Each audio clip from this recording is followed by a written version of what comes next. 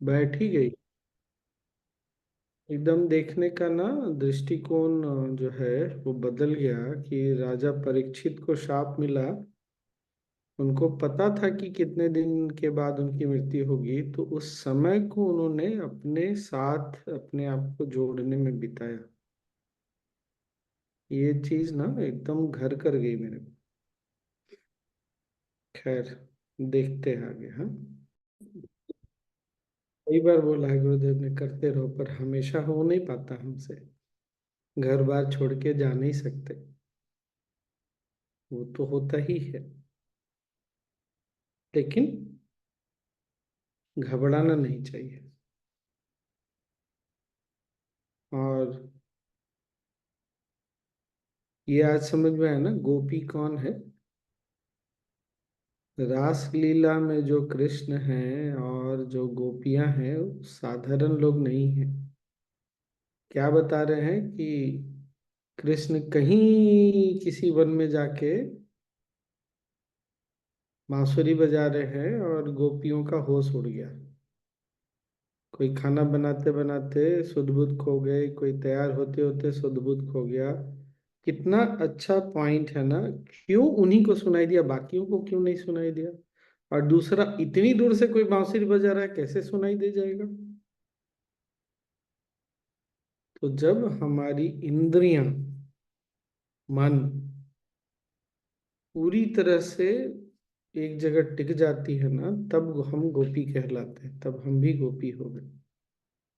इसीलिए बोल रहा हूँ, जब कम से कम साधना के समय जब गुरुदेव के पास जाते हैं, तब दुनिया को ना साइड हटा के बैठना चाहिए। हमारा धर्म कर्म जो संसार से संबंधित है ना, वो कभी भी समाप्त नहीं होगा। खासकर अगर व्यक्ति एक्टिव है, कुछ कर रहा है, चाहे घर है, चाहे नौकरी है, व्यापार है, चाहे सारी चीजें हैं ना, नहीं छूटता फिर। तो जिस समय कम से कम अपने लिए निकाले ना, उस समय पूरी तरह से चीजों को छोड़ देना चाहिए। तो वो ये भी है कि कुछ गोपियां तो जाने सक गई बांसुरी के पीछे पीछे। और वो बांसुरी की आवाज कौन सी है। हमारे अंदर से जो नाद उठता है, उसको बांसुरी की आवाज बोलना है। अच्छा, कभी ऐसा हुआ कि आप बैठ के साधना कर रहे हैं, आश्रम तो छोड़ दीजिए, घर में ही साधना कर रहे हैं, या सेंटर पे कुछ साधना चल रही है, ध्यान चल रही है, अचानक से लगता है बड़ा तेज सुगंध आया। होता है, किसी को अनुभव हुआ है। वो सुगंध कहाँ से आती है, हम भी हाँ। सोचते कोई कोई अगरबत्ती जलाया, क्या किया। स्वामी जी उसका मोगरे की खुशबू आती है। आगे वो के। जो है ना, वो जो सुगंध है, वो हमारे अंदर से आती है। किसी किसी को ना आवाज सुनाई देती है, कुछ भी। ऐसा कभी अनुभव हुआ, सुदर्शन क्रिया करते करते अचानक से लगता है आसपास कहीं सुदर्शन क्रिया का टेप चल रहा है। अनुभव हुआ किसी को।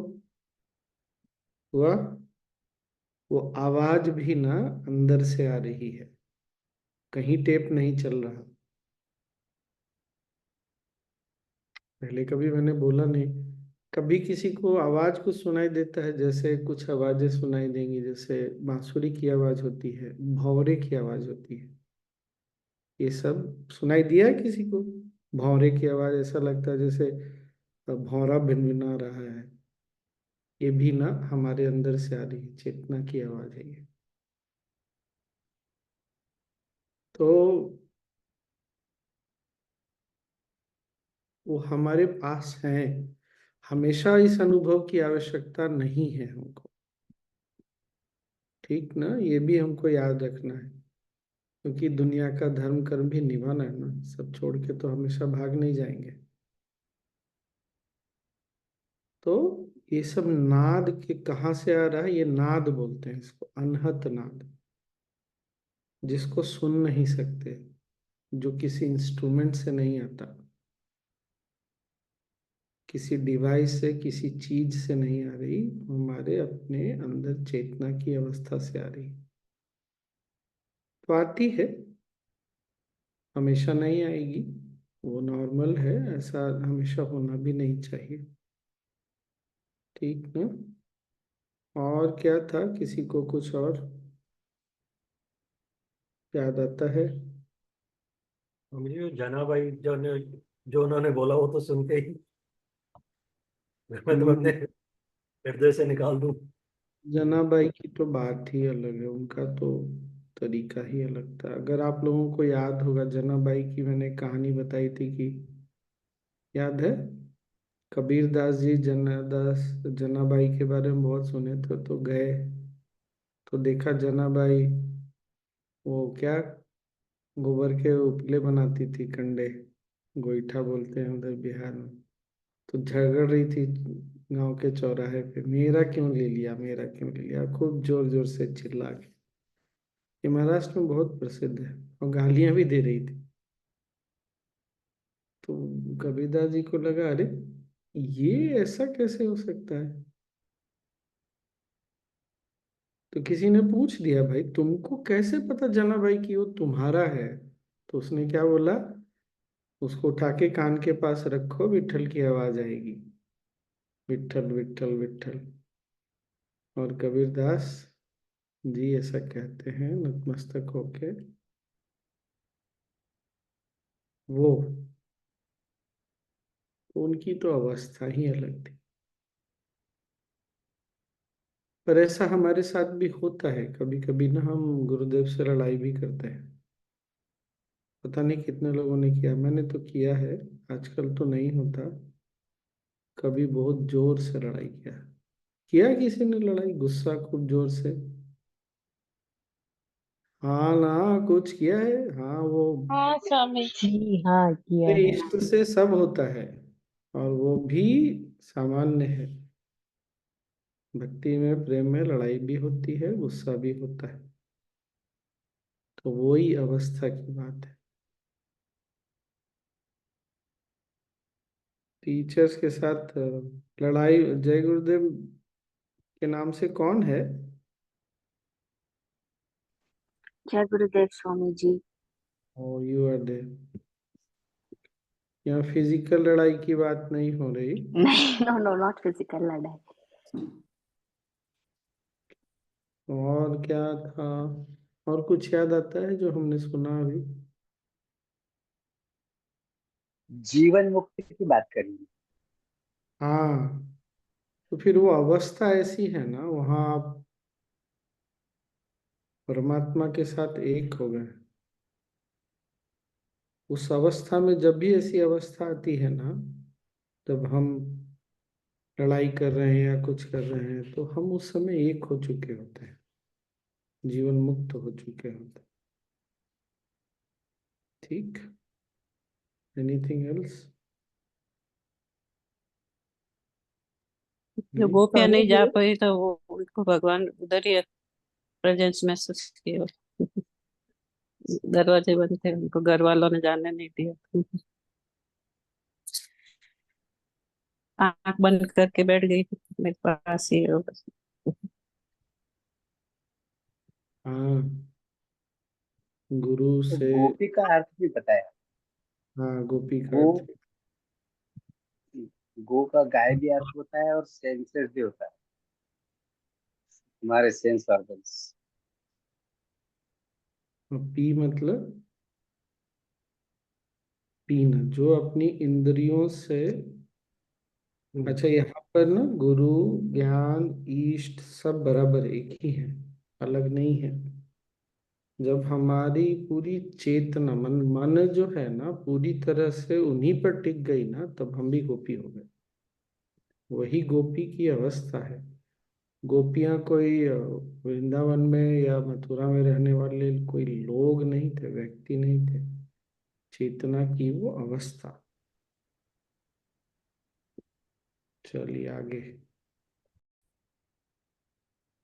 आपको कुछ नहीं चाहिए, आपने डिसाइड किया, बस आपको एक ही चीज चाहिए, एक ही, वो मिल गया आपको, ये भी आपको समझ में आ गया।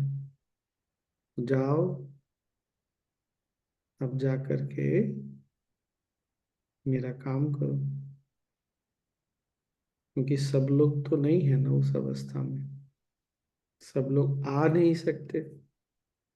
तो जो नहीं आ सकते उन तक मेरा गीत तो पहुंचना चाहिए, मेरा संगीत तो पहुंचना चाहिए।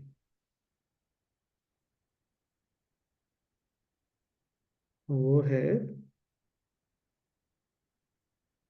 कुछ लोग जो फिर गुरुदेव के कार्य को आगे बढ़ाने की जिम्मेदारी ले लेते हैं।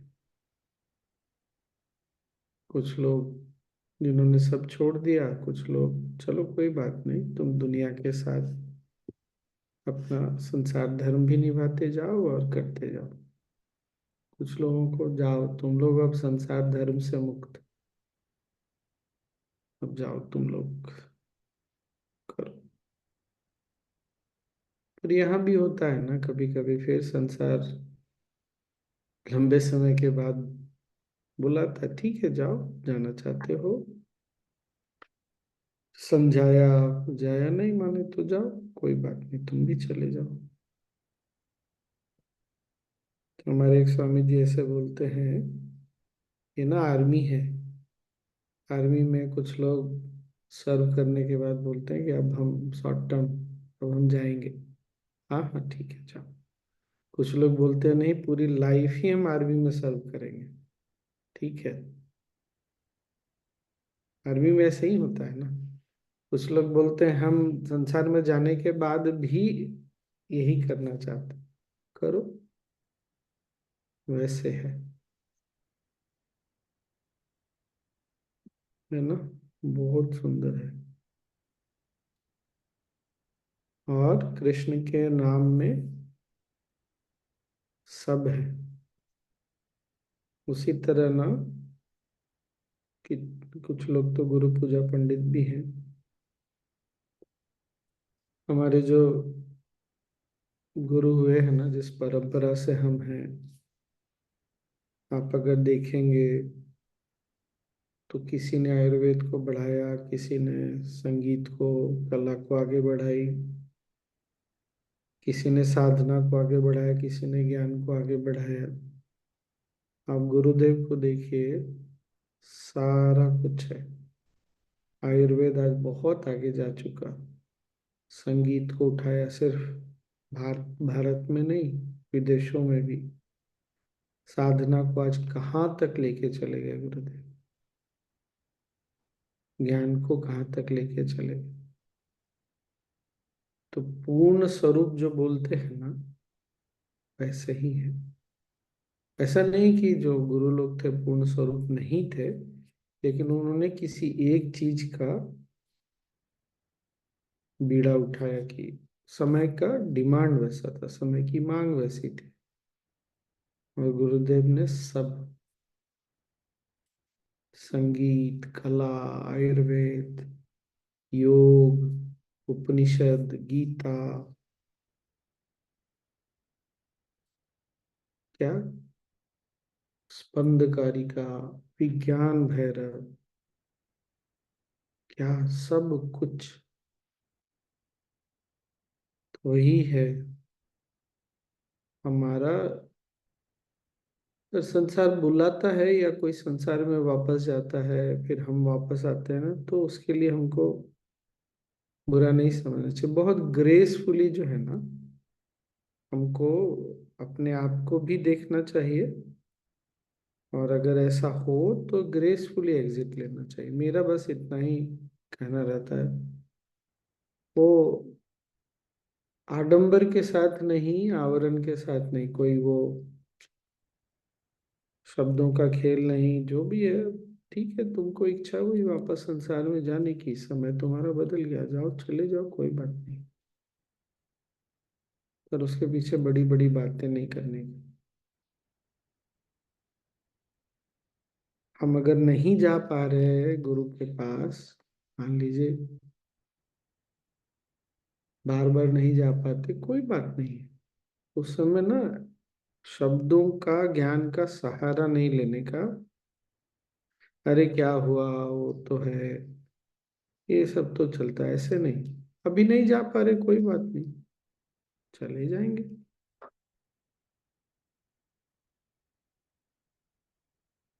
तुम लोगों को तो आदत है गुरु के पीछे भागने की। ऐसे नहीं बोलना चाहिए और ऐसे नहीं सोचना चाहिए। हम नहीं जा पा रहे, प्रार्थना हम कुछ ऐसा हो जाए कि हम भी आ जाए, वही बता रहे हैं।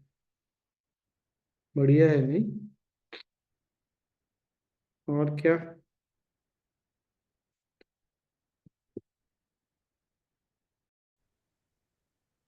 मैं एक छोटा सा अनुभव बता रहा हूँ अपना। उस समय मैं टीचर था या नहीं, मुझे याद नहीं है। एक बार माँ पापा के साथ ना बेंगलोर आश्रम जाने का प्रोग्राम बना, टिकट बुक हो गया, सब हो गया। उस समय ओला वगैरह नहीं था रांची में, तो शायद अब टैक्सी वगैरह है। तो एक ऑटो वाले को बोला, वो बोला आ जाएंगे। जब भी उसको फोन करो, आ रहा हूँ आ रहा हूँ, कुछ तो वो चक्कर में था। जब तक मुझे रियलाइज हुआ कि अब लेट हो जाएगा, मैंने दूसरा ऑटो पकड़ा। जैसे ही हम लोग स्टेशन पहुंचे, सामने से ट्रेन जाती हुई दिखी। उस दिन ये समझ में आया ना कि सिर्फ आपके चाह लेने से नहीं हो जाता है, वो प्रार्थना होनी चाहिए और उनका भी, प्रकृति का आशीर्वाद भी, उनका भी आशीर्वाद भी चाहिए। इसलिए मैंने कभी इस बात को ना, कोई पहुंचता है तो ऐसे नहीं देखता कि अरे आशीर्वाद है तभी पहुंचा है, नहीं तो नहीं पहुंचेंगे, कोई कोई नहीं पहुंचेगा। कभी ये नहीं सोचिएगा कि आपके पास पैसा है और इसीलिए आप पहुंच जाते हो। ऐसा नहीं होता।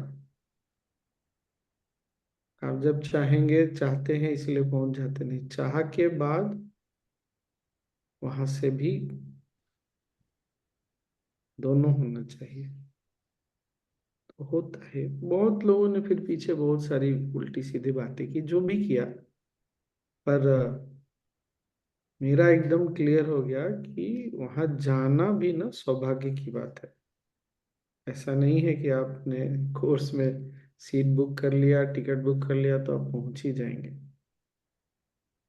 बहुत लोग नहीं वहां पहुंच के भी वापस आ जाते हैं। ये प्योर ग्रेस है ये। लेकिन हमारा कदम बढ़ाना बहुत आवश्यक है, दोनों चीज।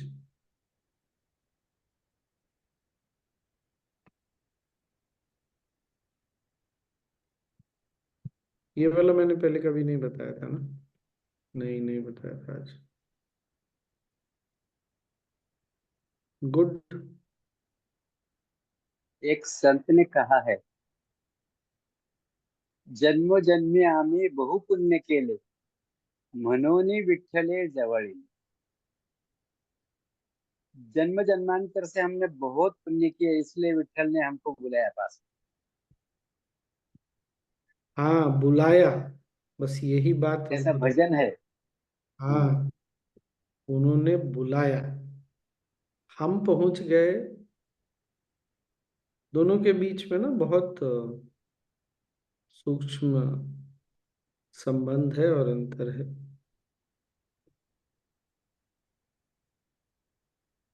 बहुत बढ़िया।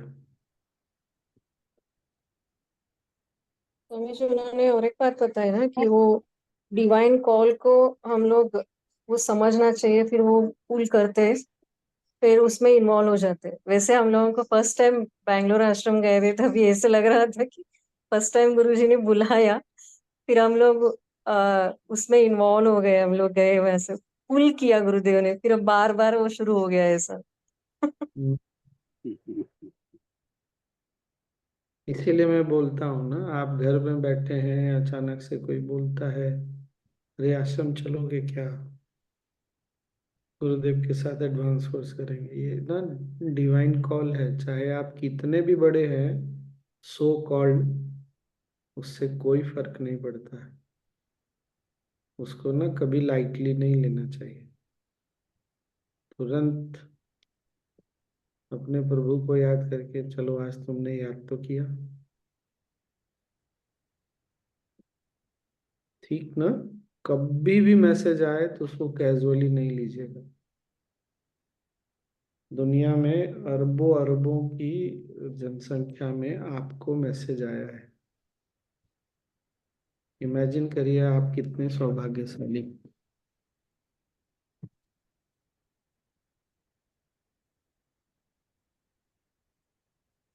चलिए बस आज इतना ही।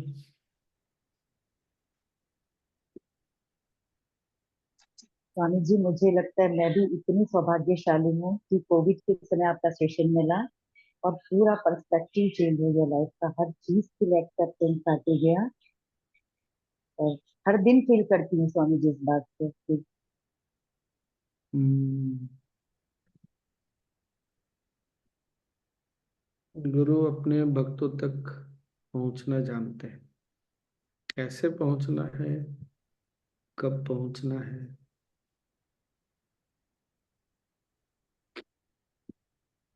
ये उनको पता है।